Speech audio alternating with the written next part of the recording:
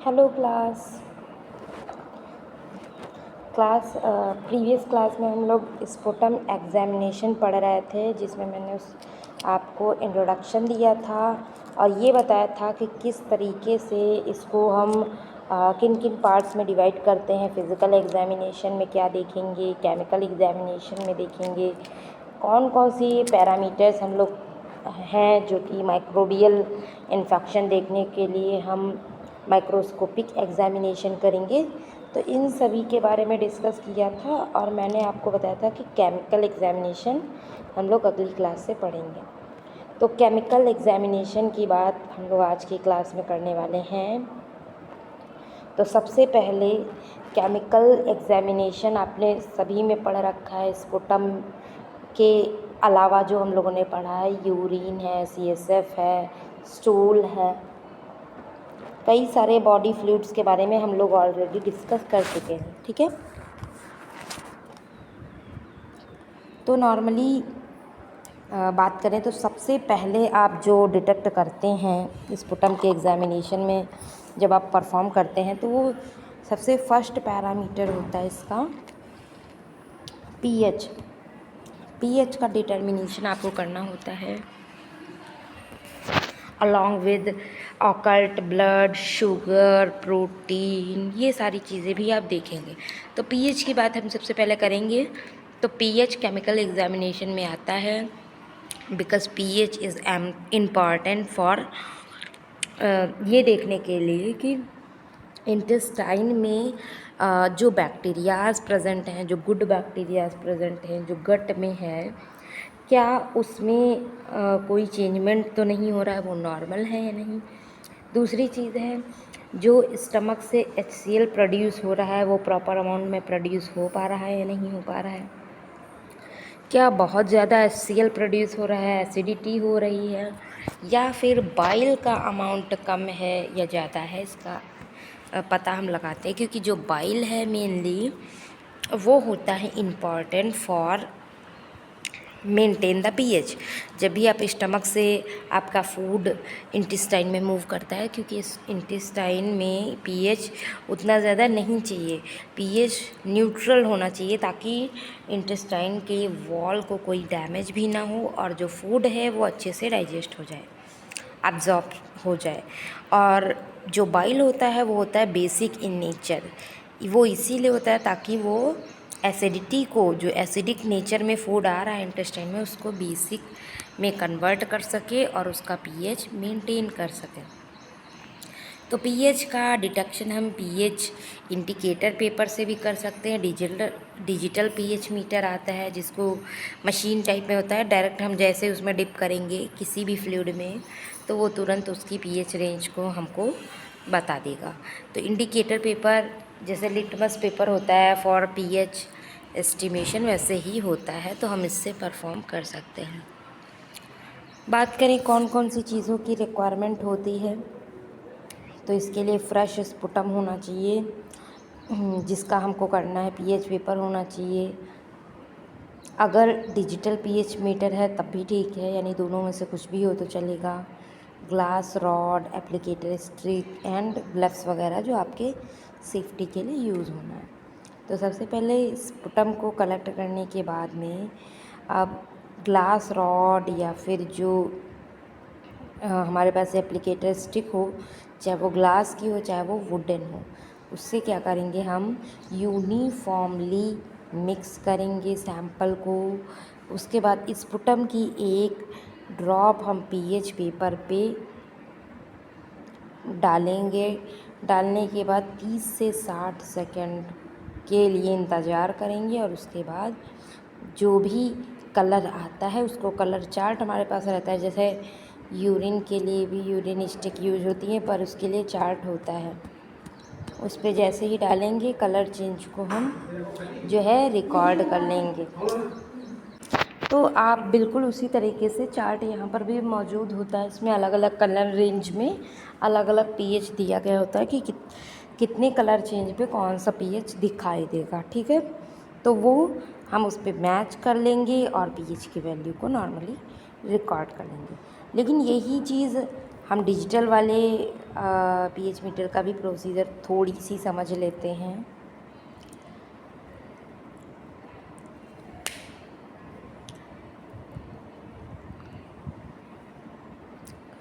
Calibrate करने के लिए हमको क्या करना पड़ेगा कि सबसे पहले पीएच मीटर का स्टैंडर्ड चेक करना है, क्या वो सही से काम कर रहा है नहीं, तो बफर सोल्यूशन में डालेंगे। अब बफर सोल्यूशन अलग अलग पीएच का हमको लेना है, जैसे हमने 4 का ले लिया, हमने 7 का ले लिया, हमने 9 का ले लिया, ठीक है। अब जो इलेक्ट्रोड होगा उस पीएच मीटर का, उसको हम स्पुटम सैंपल में डालेंगे, ठीक है। रीडिंग स्टेबलाइज होने तक, जैसे आप वेइंग मशीन पे खड़े होते हैं जब अपना चेक करने के लिए, कि थोड़ी देर वो क्या होती है, फ्लक्चुएट होती है, बढ़ रहा है घट रहा है, बढ़ रहा है घट रहा है, फिर एक टाइम पर आप देखेंगे कि वो एकदम रेंज पे सेट हो जाएगा कि हाँ ठीक है, आपका जो वेट है वो इतना ही। एग्जैक्टली वही चीज़ें यहाँ पर भी होती हैं पीएच के केस में, कि वो पहले तो फ्लक्चुएट होगा, उसके बाद में उसकी जो रीडिंग है वो स्टेबलाइज हो जाएगी, तब आपको पीएच को रिकॉर्ड करना है। और उसके बाद में जो इलेक्ट्रोड है उसको वॉश कर लेना है डिस्टिल वाटर के थ्रू, और वो रेडी टू नेक्स्ट टेस्ट हो जाएगा। तो रिज़ल्ट क्या होता है, ठीक है। अब ये तो हमने देख लिया क्या प्रोसीजर क्या है।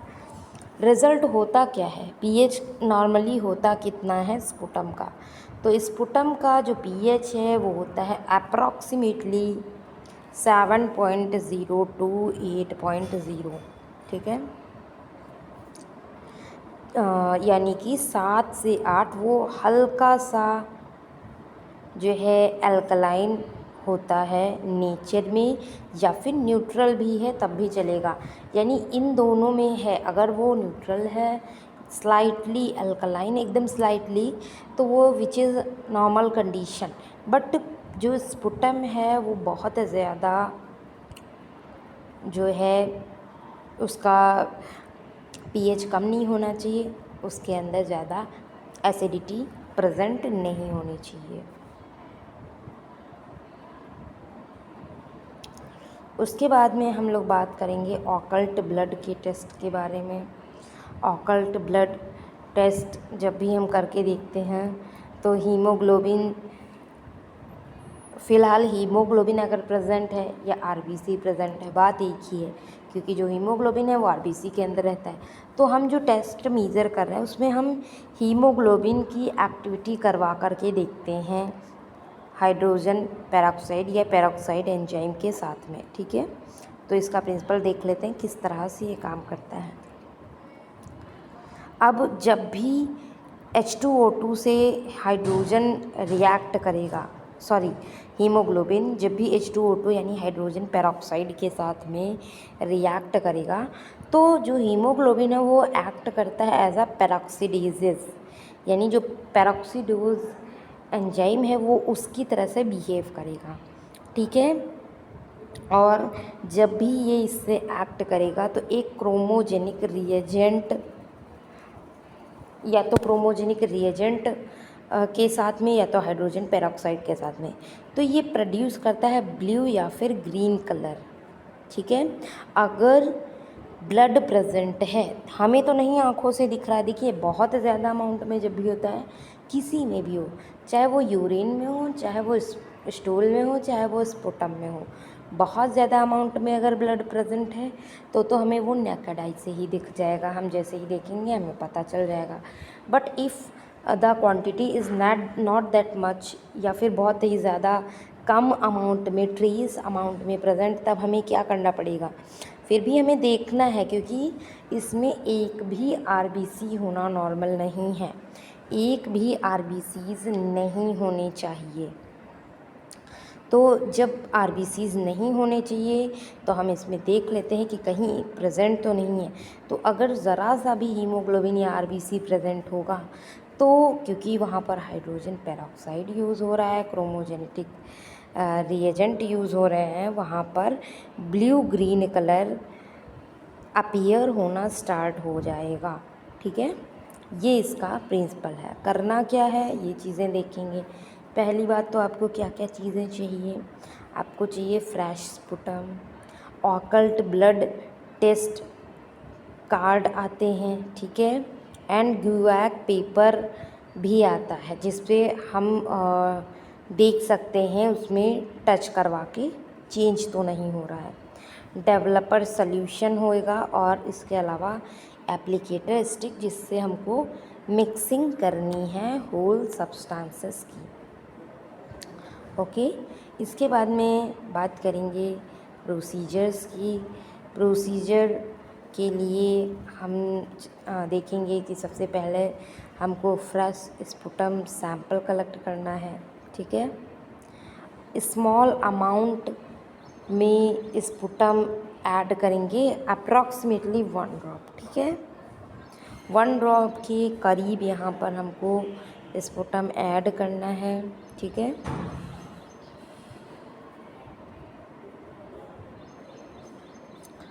उसके बाद में इसको इस एरिया को जहाँ पर स्पुटम हमने ऐड किया है वहाँ पर उसको 2-3 मिनट के लिए छोड़ देंगे देखने के लिए, ताकि वो जो पेपर है उससे वो रिएक्ट करके जो भी चीज़ें, जो भी फॉर्मेशन कलर डेवलप करना है तो वो कर लेगा।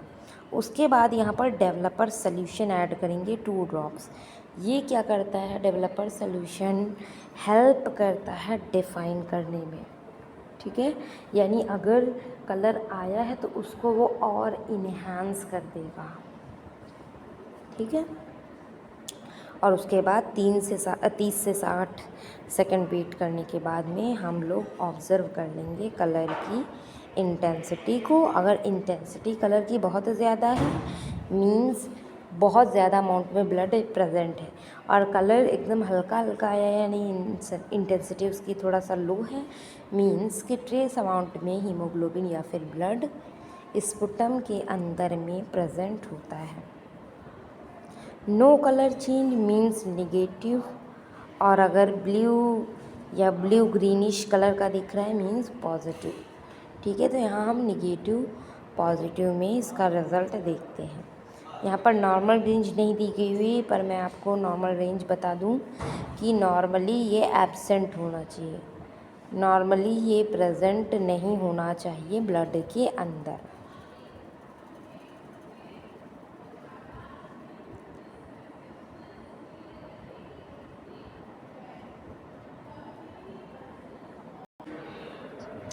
नेक्स्ट हाँ, ये तो पीएच के बारे में हो गया। नेक्स्ट हम लोग को पढ़ना है प्रोटीन के एस्टिमेशन के बारे में। प्रोटीन का एस्टिमेशन भी आपने कई टेस्ट में पढ़ा है। यूरिन के अंदर भी प्रोटीन का एस्टिमेशन आपने पढ़ा है। ब्लड अकल्ट एंड पीएच के बारे में पढ़ने के बाद हम लोग प्रोटीन को नॉर्मली देखेंगे कि कितने अमाउंट में प्रेजेंट होता है, क्योंकि नॉर्मली प्रोटीन भी प्रेजेंट स्पुटम में नहीं होना चाहिए। प्रोटीन उन जगहों पर प्रेजेंट हो सकता है जहाँ पर ब्लड की प्रॉपर अमाउंट में सप्लाई होती है, बट स्पुटम क्या होता है कि एक सर्फेक्टेंट से फॉर्मेशन होता है इसका। एज अ सर्फेक्टेंट ये रिलीज या फिर सिक्रीट होता है। तो इसका जो एस्टिमेशन है वो हम कर रहे हैं किसी भी एबनॉर्मेलिटी को देखने के लिए। अगर कहीं पर बहुत ज़्यादा अमाउंट में बैक्टीरिया या फिर सेल्स वगैरह प्रेजेंट हैं तो ऑब्वियस सी बात है कि प्रोटीन का नंबर या अमाउंट ऑफ द प्रोटीन उस सैंपल में हमेशा बढ़ा हुआ ही दिखेगा, ठीक है। तो सबसे पहले बात करते हैं इसके प्रिंसिपल की। तो प्रोटीन बायूरेट रिएजेंट्स के साथ में एक्ट करके वायलेट कलर बनाते हैं। बायूरेट मेथड प्रोटीन के लिए हम यूज़ कर रहे थे कई जगह। हमने सीरम में भी जब हमें डिटेक्ट करना होता है प्रोटीन तो हम करते हैं, और यूरिन में भी बायूरेट मेथड का यूज़ हम कर रहे थे। रिक्वायरमेंट्स की बात करें तो फ्रेश स्पुटम सैंपल चाहिए, सेंट्रीफ्यूज मशीन चाहिए, हमें चाहिए टेस्ट ट्यूब्स, बायूरेट का रिएजेंट, डिस्टिल वाटर, और इसकी वेवलेंथ की इंटेंसिटी देखने के लिए यहाँ पर हमको स्पेक्ट्रोफोटोमीटर भी चाहिए, ठीक है। तो कितने रेंज पर, कितने नैनोमीटर पे हमको इसकी वेवलेंथ को चेक करना है, तो वो 540 से 560 नैनोमीटर के रेंज पे हमको चेक करना है। प्रोटीन स्टैंडर्ड नाम का भी एक रिएजेंट आता है, उसकी भी नीड हमको यहाँ पर रहेगी। प्रिंसिपल की बात करें तो बायोरेट जो रिएजेंट है वो प्रोटीन के साथ जब भी एक्ट करेगा तो एक पर्पल कलर का फॉर्मेशन बनाएगा। नॉर्मली जब प्रोटीन का डिटेक्शन हम करते हैं सीरम में, और वैसे तो यूरिन में भी कर सकते हैं, पर यूरिन के लिए मैंने 3-4 मेथड आपको अलग से बताए हैं। नॉर्मली सीरम में या जब भी हम KFT या LFT करेंगे तो हमें प्रोटीन अगर मेज़र करना है तो हम बायोरेट मेथड से करते हैं। तो उस कलर की, जो कलर प्रोड्यूस हो रहा है पर्पल कलर का, उसकी अगर हम इंटेंसिटी को मेज़र करते हैं, जब भी हम मेज़र करेंगे उसकी इंटेंसिटी, तो हमें पता चल जाएगा अगर उसकी इंटेंसिटी बहुत ज़्यादा होगी मीन्स ज़्यादा अमाउंट में स्पुटम प्रेजेंट है। ठीक है, बात करते हैं इसके प्रोसीजर की। तो सबसे पहले आप स्पुटम कलेक्ट करेंगे, सेंट्रीफ्यूज करेंगे, वो भी क्योंकि स्पुटम की जो कंसिस्टेंसी है वो होती है थोड़ी सी ज़्यादा। ठीक है, ज़्यादा कंसिस्टेंट होने की वजह से हम जब इसका सेंट्रीफ्यूगेशन करेंगे तो हम उसको 3000 RPM पे करेंगे फॉर 10 मिनट्स। ठीक है, 10 मिनट के लिए 3000 RPM पे करते हैं, जिससे वजह से नीचे एकदम थिकेस्ट पोर्शन आ जाएगा और ऊपर जो उसका सुपरनेटेंट एरिया रहेगा वो उतना ज़्यादा थिक नहीं रहेगा, थोड़ा सा क्लियर रहेगा। तो जो क्लियर वाला अमाउंट है हमको वो यूज़ करना है फॉर द टेस्टिंग, क्योंकि बाकी में तो क्या होता है, म्यूकस ही रहता है। तो टेस्ट परफॉर्म करने से पहले हमको 3 टेस्ट ट्यूब प्रिपेयर करनी है। एक पे हमको लिखना है ब्लैंक, एक पे स्टैंडर्ड और एक पे टेस्ट। ब्लैंक में हमको यूज़ करना है सिर्फ़ और सिर्फ बायोरेट रिएजेंट एंड डिस्टिल वाटर। ठीक है, दूसरे में यानी स्टैंडर्ड वाली जो ट्यूब है, सेकेंड ट्यूब, इसमें हमको ऐड करना है biuret reagent plus protein in standard. ठीक है, स्टैंडर्ड ऐड करने के बाद जो हमारी टेस्ट वाली ट्यूब है उसमें हमको बायोरेट रिएजेंट ऐड करना है। स्पुटम का सुपरनेटेंट जो पोर्शन आया है उसको ऐड करना है।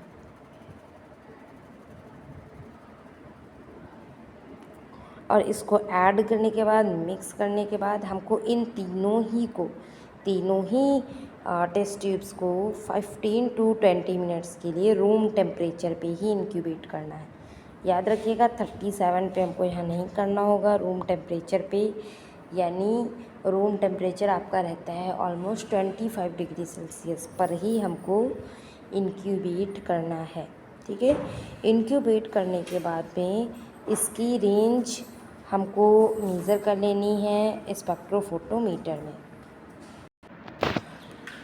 स्पेक्ट्रोफोटोमीटर में हम यूज़ करेंगे 540 to 560 नैनोमीटर की रेंज, यानी इस वेवलेंथ पर हमको जो है मेज़र करना है।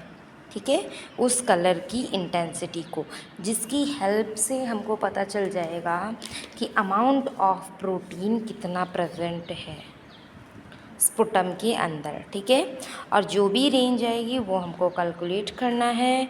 और जो स्टैंडर्ड हमने यूज़ किया है वो हम ये देखने के लिए करते हैं कि क्या जो रेंज आ रही है वो एग्जैक्टली करेक्ट आ रही है या नहीं, क्योंकि हमको स्टैंडर्ड की जो वैल्यू है वो पहले से पता रहती है, बट हमको पता क्या नहीं रहता है, सैंपल का या फिर टेस्ट का, जिसके लिए हम ये प्रोसीजर कर रहे हैं।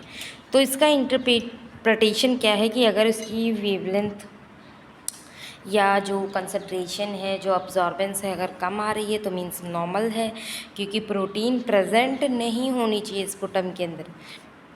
अगर प्रोटीन का अमाउंट ज़्यादा आ रहा है, स्पुटम में प्रोटीन बढ़ा हुआ है, आपकी रिपोर्ट पेशेंट आपके पास लेकर आता है, आपने देखा कि ठीक है उसका नॉर्मल रेंज से जो प्रोटीन है वो ज़्यादा है, तो आप उसके लिए क्या इंडिकेट आपको होगा या क्या आपको पता चलेगा?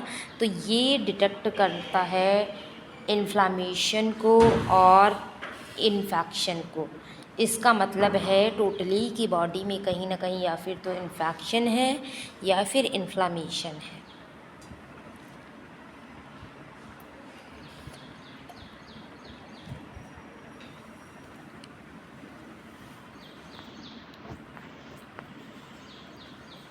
आफ्टर प्रोटीन हम लोग को देखना है अमाउंट ऑफ ग्लूकोज कितना प्रेजेंट है, क्योंकि ग्लूकोज की प्रेजेंस भी स्पुटम में मैटर करती है। ग्लूकोज का अमाउंट भी मैटर करता है, चीज़ों को क्लैरिफाई करता है, इन्फेक्शन को डिक्टेट करता है कि प्रेजेंट है या एब्सेंट। तो ग्लूकोज को कंटिन्यू करने से पहले मैं आपको इंफॉर्मेशन देना चाहती हूँ कि अगर आपने BAMS, BHMS, BUMS या PNYS किया है या फिर कर रहे हैं और लीगल वे में प्राइमरी स्टेज पर एलोपैथ प्रैक्टिस करना चाहते हैं, तो मैं आपको एक लीगल गवर्नमेंट कोर्स के बारे में बता रही हूँ जो है CCH। इसको करने के बाद में आप कुछ मेडिकेशंस के बारे में जो कि एलोपैथ की हैं, आप लीगली उसको भी प्रिस्क्राइब कर सकते हैं। ये एक साल का कोर्स होता है। इसकी कंप्लीट फ़ीस 25,000 रुपीज़ है ओनली।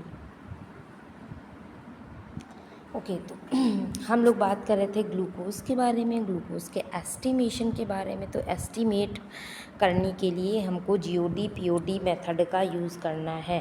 GOD POD मेथड का नॉर्मली अभी हम लोगों ने इसके पहले ग्लूकोज टेस्ट पढ़ा स्टूल एग्जामिनेशन के पहले, वहाँ पर मैंने आपको ग्लूकोज को डिटेक्ट करने के ढेर सारे मेथड्स बताए थे, जिसमें से hexokinase, glucose peroxidase method, oxidase method और बहुत से ऐसे मेथड्स, ऑर्थोटोलुरीन मेथड बताए थे आपको, जो कि यूज़ किया जाता है। तो यहाँ पर जब भी हमको ग्लूकोज के डिटेक्शन करना हो स्पुटम के अंदर, तो हम GOD POD मेथड का यूज़ करेंगे।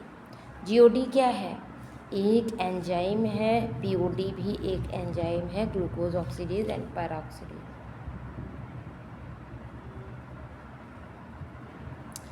ये क्या करता है? हाइड्रोजन पेरोक्साइड इसमें हमको यूज़ करना होता है एंड ऑक्सीजन ऑक्सीडेज एंजाइम भी यूज़ करना होता है। तो दो बेसिकली एंजाइम्स की यूज़ होती है, ठीक है।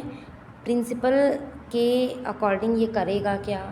तो जो पेरोक्सीडोज एंजाइम है एंड जो हाइड्रोजन पेरोक्सीडेज है यानी कि H2O2, ये एक कलर का फॉर्मेशन करता है अगर उस सैंपल में ग्लूकोज प्रेजेंट हो तो, ठीक है। ग्लूकोज ऑक्सीडेज एक्ट करेगा, ग्लूकोज से क्रोमोजन बनाएगा, जो क्रोमोजन है उससे एक्ट करेगा पेरोक्सीडेज, हाइड्रोजन पेरोक्सीडेज, और एक कलर्ड कंपाउंड बना देगा, जिसकी मेज़रमेंट हमको स्पेक्ट्रोफोटोमीटर की हेल्प से करनी है, ठीक है। चाहिए क्या हम लोग को?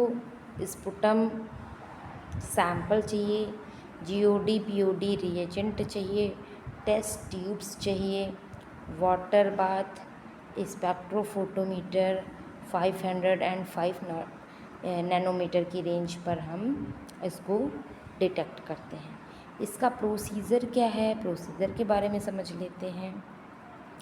तो सबसे पहले स्पुटम को हमको सेंट्रीफ्यूज करना है और सुपरनेटेंट जो भी उसका आएगा थोड़ा फ्लूइडी होगा, उसी के साथ में हमको टेस्ट परफॉर्म करना है। हमेशा याद रखिएगा, स्पुटम में हमेशा हम सुपरनेटेंट लेते हैं, स्टूल में हमेशा और यूरिन में हमेशा जो प्रेसिपिटेट है वो लेते हैं, और कभी कभी हम स्टूल के सैंपल में सुपरनेटेंट भी ले सकते हैं। कब? जब हम कंसंट्रेशन मेथड्स का यूज़ करते हैं तब, ठीक है।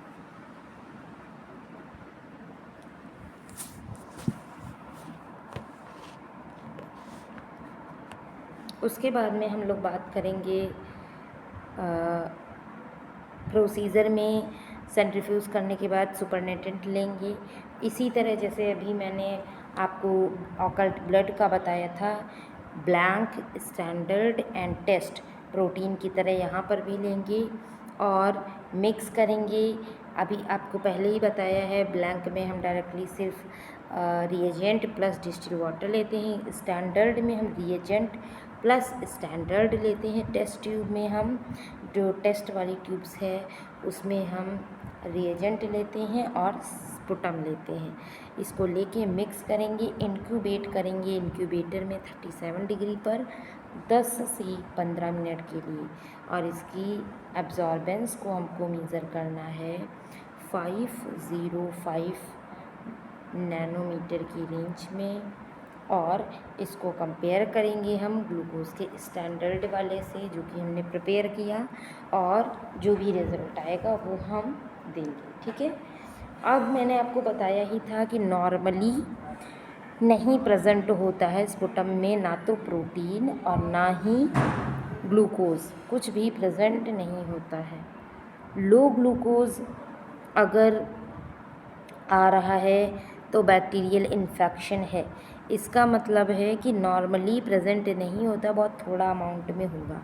अगर वो भी नहीं है तो मतलब इन्फेक्शन है। ऐसा क्यों? प्रोटीन तो बढ़ रहा था, बाकी चीज़ें बढ़ रही थी। ग्लूकोज इसलिए घटता है क्योंकि ग्लूकोज घट रहा है, इसका मतलब जो भी ग्लूकोज वहाँ था, थोड़ा बहुत, वैसे तो रहता नहीं है बहुत ज़्यादा, पर जो भी ग्लूकोज वहाँ पर है उसका यूटिलाइजेशन हो रहा है, उसका इस्तेमाल कोई ना कोई कर रहा है। तो अब कोई ना कोई एल्विलाई के अंदर, स्पुटम के अंदर कौन करेगा? तो वो या तो बैक्टीरिया है, ग्राम पॉजिटिव नेगेटिव, क्योंकि दोनों ही इस्तेमाल करते हैं ग्लूकोज का अपने न्यूट्रिशन के लिए। ठीक है, तो इस तरीके से हम क्लैरिफाई कर सकते हैं कि बैक्टीरियल इन्फेक्शन स्पुटम में है या नहीं। ट्यूबरकुलोसिस के लिए ये सारी चीज़ें हमको ज़्यादातर देखनी होती है। ठीक है, उसके बाद में हम लोग को क्लोराइड का एस्टिमेशन भी पढ़ना है। क्लोराइड को भी हम देखते हैं एस्टिमेट करके कि कितने अमाउंट में प्रेजेंट है, और भी बहुत सी चीज़ें हैं जिनको हमें देखना है स्पुटम एग्जामिनेशन में, तो इसको हम लोग डिस्कस करेंगे अपनी अगली क्लास में। आई होप कि क्लास आपको समझ में आई होगी।